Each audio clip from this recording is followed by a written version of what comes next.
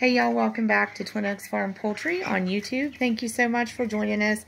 This video is 100 broilers, 21 days old, and we're just taking a look at this flock of meat chickens. They're Cornish cross meat chickens. They're halfway through their production cycle. We have a meat production system that we raise them for as close to 6 weeks as we can. We have to be a little bit flexible on that because on the finish end, we work with a USDA inspected processor, and on the start end, we work with a hatchery. So we have to be a little bit flexible to coordinate the production dates and get the processing date and the hatching date integrated. But for the most part, we aim to keep that production length right around 6 weeks without going too much over that. So, basically 42 days. And these Cornish cross meat chickens, they convert feed to meat so efficiently and rapidly that you can very successfully raise meat chickens and produce homegrown top quality poultry from them in 6 weeks time, and a little bit shorter if you really want to. So we're actually trying to get the grower pen here closed up for the evening. I was hoping to get in here earlier in the day. So it's November 7th, 2023, and rural Southeast Ohio, USA, and we had temperatures 70 degrees earlier today. So we had actually done a companion video we've already loaded to YouTube for November 7th, 2023, where we were in the egg production flock and had shown a set of panels that we keep out in front of the egg production flock's man door to their chicken coop. And this set of panels kind of makes a catch pen so that, if we don't want the chickens to leave the coop and end up free ranging out, in our yard, we basically have that set of panels functioning as a catch pen to stop them from, from leaving the coop. If the door doesn't, get pulled shut behind us or whatever, that's kind of just a little area where they're not going to go any further than that, and we can easily get them back into the chicken pen. So for today, we actually took that set of panels from the egg production flock, because that little set of panels is just from a portable dog kennel that you can take apart, and the panels themselves are probably like 4 foot tall. So we removed them from the man door where the egg production flock is, and we put them at the man door where this flock that you're seeing in this video is, at the meat production flock's man door. So we positioned the meat production flock's man door open, propped it open, and put that set of panels out in front of it so that the birds could actually go out into the open air from their chicken coop if they wanted, the meat birds.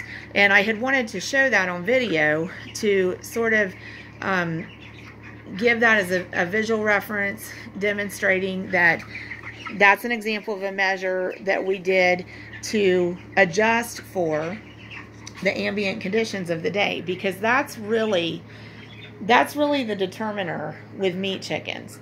The determiner for overall flock success many times is just really frequently observing the birds, using the ideal ambient conditions as a reference point, and always evaluating by the bird's behavior and making adjustments to get the ambient conditions as close to their preferences as possible.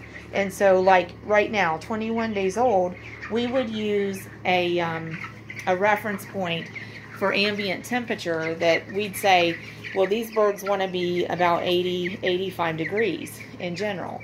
So really the only way to really measure that, right, is numerically with a thermometer. But instead, we actually don't keep thermometers in our meat bird pen. We evaluate their behavior. So basically, we utilize their activity level, their water consumption, their feed consumption, and the quality of their manure to determine if they're satisfied with their ambient conditions or not. Now, we could use thermometers in addition to that, but it's still most effective to evaluate those expressions, those indicators in their behavior and their activity level. That's the most effective way to know if they are content with the ambient conditions. So so that's what we do. So I had wanted to be able to show you the flock of meat birds here, you know, going outdoors and taking in the 70-degree ambient temperature outside with the sunlight hitting them, but we just couldn't get to that video during daylight hours. So now we're trying to close the barn up. So we are going to fill feeders. We've talked about that in other videos with this flock. They are finishing. So when I fill these, we got 2 feeders in here, 2 tray feeders. When I fill these this evening, that'll finish the 50-pound bag of feed that I have open now, and that will conclude 600 pounds of feed that we've given to 100 Cornish rock cross meat chickens in 21 days. So overnight tonight, overnight on day 21, they will have finished consuming 600 pounds of feed as a flock during 21 days.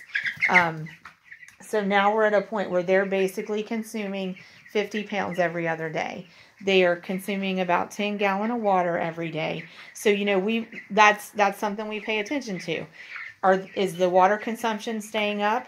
Is the feed consumption staying where it's been? And we actually expect the feed consumption to increase because their growth will be increasing. And so, you know, that'll help you if you're wanting to raise meat chickens. Really evaluate their activity level. Are they willing to get up, walk around, move around their pen or wherever you're raising them? Are they continuing to drink water, continuing to eat feed? And is the manure quality staying the texture and color and consistency we would expect from healthy chickens? So now at this point, though, the other thing that's really great about getting to this point in production at 3 weeks old, for one thing, we're halfway through our production time span with our chickens. We're going out to about 6 weeks, so 3 weeks is about halfway for us. So like in this flock, we started with 102 birds. We still have 100. That's excellent. And we're halfway through production. So at this point, it's not that it becomes easy street to take care of them the rest of the production cycle, but at this point, they're getting pretty well feathered in. And so that actually does make it somewhat easier for us to provide ambient conditions that are comfortable for them. So even though, like at this age, they still want to be about 80 to 85 degrees, and over the next 3 weeks, gradually they'll be content with the temperature getting down to about 70 degrees Fahrenheit ambient conditions. We can, you know, kind of offer them less concentrated supplemental heat, and they can regulate a little bit more of their own body heat themselves. And that's all because of the feathering. So for birds, getting feathering in for these chickens, that's a really big deal. Because if they're too hot, now they have a tool to use to help themselves become cooler. They can raise their feathers a little bit, and that exposes some of their skin, so it lets some heat dissipate. If they are too cold, they have some feathers that they can fluff up, and that gives them a resource to stay a little warmer, because when they fluff their feathers, it traps warm air closer to their skin, and they can warm up a little easier. So they have the ability to do some thermoregulation. But for us to get the most success we can out of our flock, that's why we want to watch their behavior, and we want to be willing to adjust ambient conditions to make things warmer in their pen if needed, or cooler in their area if needed. Because if we can create kind of an environment where they don't have to thermoregulate as much, then they can put more of their energy into growing.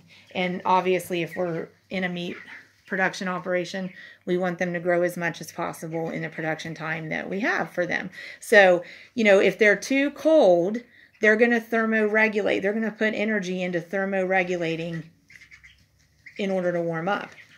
So they're expending energy for something other than growth. If they're too hot, they're going to expend energy into thermoregulation in order to help themselves cool down. So they're using energy on something other than growth.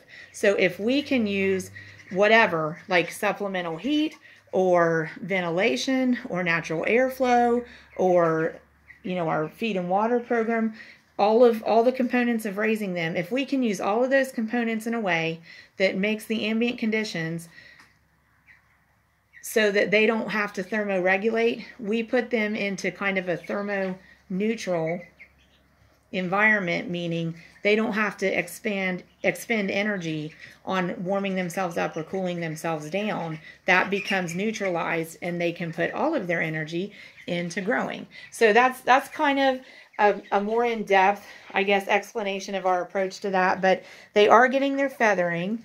They are wanting to be warmer right now. You can see how this group is kind of huddling up under that light and standing under it instead of getting comfortable and laying down. But then on the other hand, there's some like that. They're not under any supplemental heat, and they look quite comfortable. But part of what's going on here is I still have the man door open. So we're going to get that closed up, and we're going to shut down this pen for the evening, leave the heat lamps on, and let the birds relax. So join us again. Thanks, y'all.